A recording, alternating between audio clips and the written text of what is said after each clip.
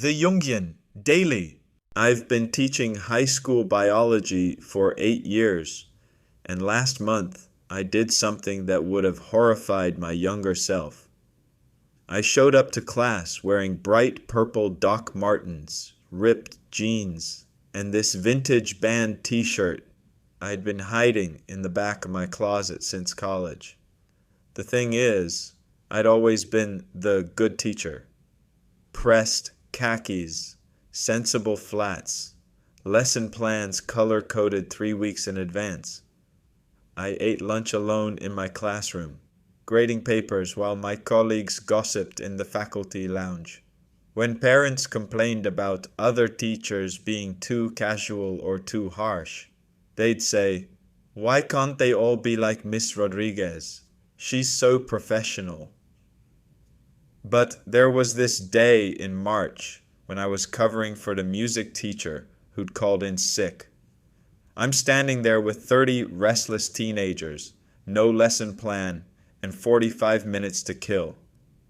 The stereo was set to some classical playlist, and this kid in the back, Marcus, who usually sleeps through my biology lectures, he just blurts out, "This is boring as hell. Don't you have any real music?"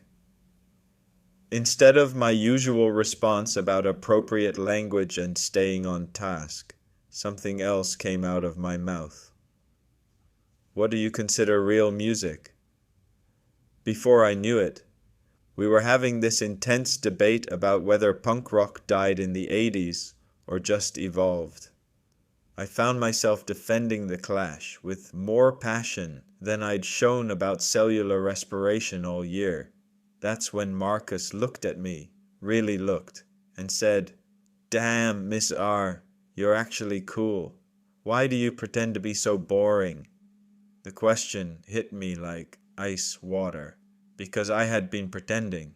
For 8 years, I'd been performing this version of myself that I thought a teacher should be. Quiet, conservative, predictable.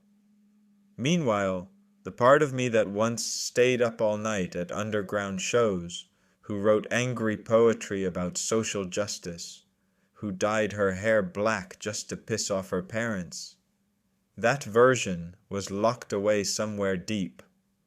I realized I'd been terrified of being too much. Too loud, too opinionated, too weird. What if parents complained? What if the principal thought I was unprofessional? What if students didn't respect me? So, I'd created this sanitized version of myself that felt safe but hollow. The smell of that classroom, disinfectant mixed with teenage anxiety and forgotten dreams, it's burned into my memory now, because that's where I first admitted to myself that I was living half a life. Jung wrote about this thing he called integration, how we have to embrace the parts of ourselves we've rejected if we want to become whole.